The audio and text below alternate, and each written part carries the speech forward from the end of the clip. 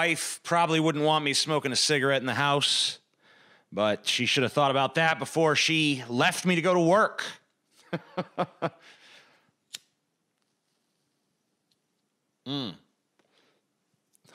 also don't have anywhere to ash it, so I guess the floor is going to be the place. Sorry, honey, when you eventually see this video. I'm tired of these fake pragmatists on the so-called left who think that standing by consistent principles is some kind of liability.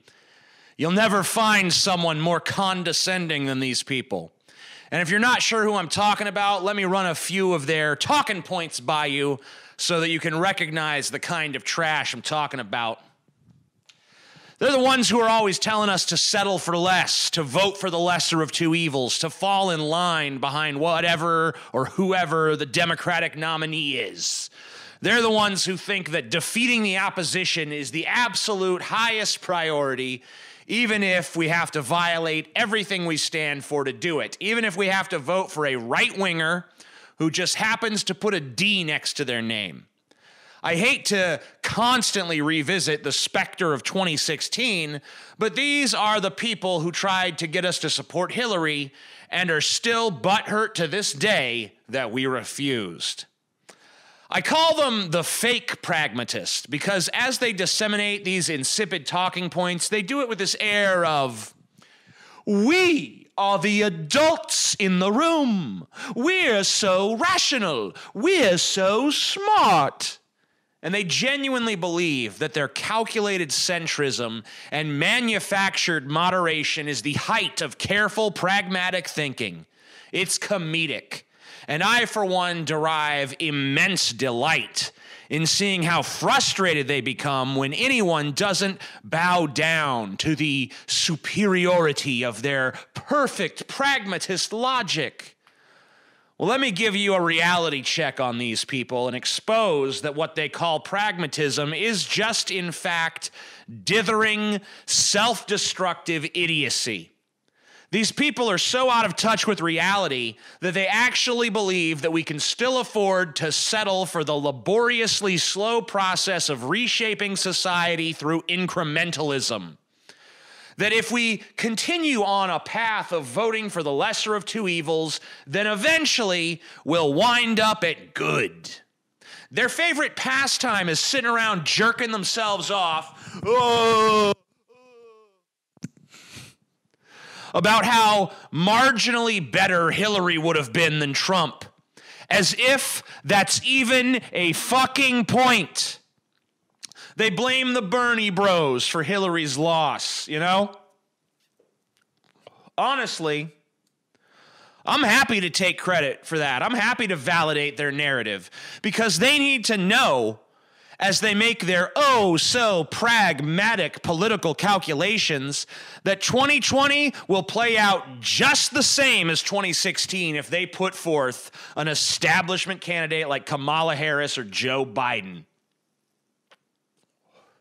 We don't want those pieces of shit, all right? And we won't vote for them either. They thought Bernie Sanders' momentum from 2016 was dead. $6 million of fundraising in the first 24 hours of his campaign proved them wrong. And now they think that Bernie or bust is dead.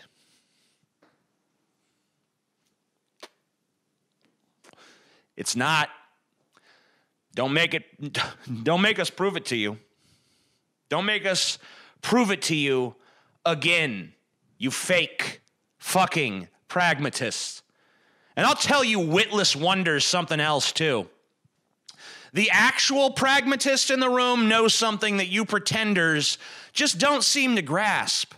The problems of this country are too big to settle for a status quo candidate like what Clinton was, or like what Harris or Biden would be.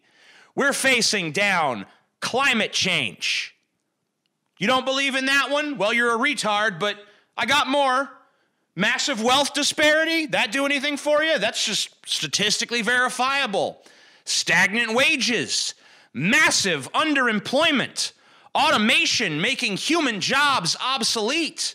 the opioid crisis, the suicide crisis, the obesity epidemic, credit card debt is out of control, student loan debt, out of control, medical debt, out of control, our civil liberties, our civil liberties are being trampled. Most families in America live paycheck to paycheck. Racial tensions are high. Gender tensions are high. Tensions about immigration are high. Mass shootings have become the norm. Our education system is a joke. Poverty and homelessness remain rampant. Money in politics has created a corporate oligarchy. Our elected officials ignore us. Our incarceration rate is shamefully high, and our prisons are riddled with rape and abuse. We're actively bombing 7 different countries, and we're financially backing tons of other conflicts all around the globe. We're supporting dictators. Our military spending is ludicrous. Our tax loopholes for megacorporations are enormous. Our infrastructure is crumbling. We have got drastic fucking problems.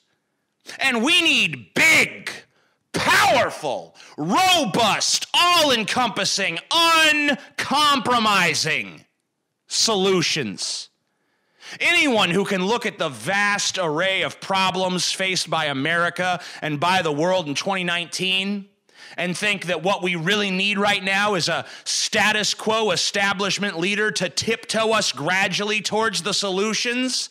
Anyone who believes that that's what we need right now is an addle-pated stooge with shit for brains.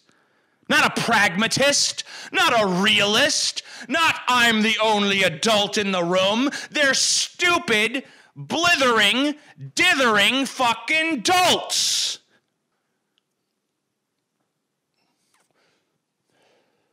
I firmly believe, based on evidence and experience, that one bold, progressive leader with a comprehensive vision of widespread systemic change will do us more good than 100 successive corporate Democrats in a row trying to eke out a handful of half-measure policies that only marginally address a handful of the problems that we face. But it's not just impatience that keeps me from believing in incrementalism. It's the fact that we literally don't have the time to waste. Most of the issues I mentioned a moment ago are ticking time bombs, which will either explode in our faces in the very near future, or they're already exploding right now. Right this very second. We don't have an infinite time scale to fix what needs fixing. These problems need to be solved, and they need to be solved yesterday. I already know the counter argument. They're going to say, look, all right, we hear what you're saying. We understand the need for change, but surely incremental change is better than no change at all. Surely it's better to have someone working for incremental change than it is to have someone who's actively moving us backwards, like Donald Trump. No! We're in a burning building. We don't need someone who's going to compromise with the fucking arsonists. We don't need someone who's going to promise us to reduce the fire 30% by 2035. We don't need someone who's going to talk about the urgent need to put the fire out and then do nothing as we burn to death. Such a person is no better for us than the motherfucker with the gasoline, because the ultimate result is the same. We burn. We're only choosing at that point whether we want to burn fast or slow. As far as I'm concerned, if you don't want to burn, you'd better feel the burn. There's no way out of these problems but through swift action and through total transformation. No half measure can save us.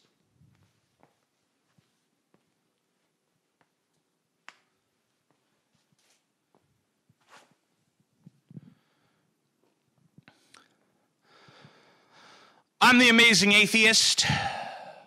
Peace the fuck out. Thank you for watching, and if you liked it, be sure to contribute via Patreon or via the PayPal link, both of which are linked down below. And go subscribe to my channel, Deep Fat Fried, also linked down below. There's lots of stuff down below you should probably check out. Oh, yeah, and when you subscribe, be sure to hit the stupid fucking alert bell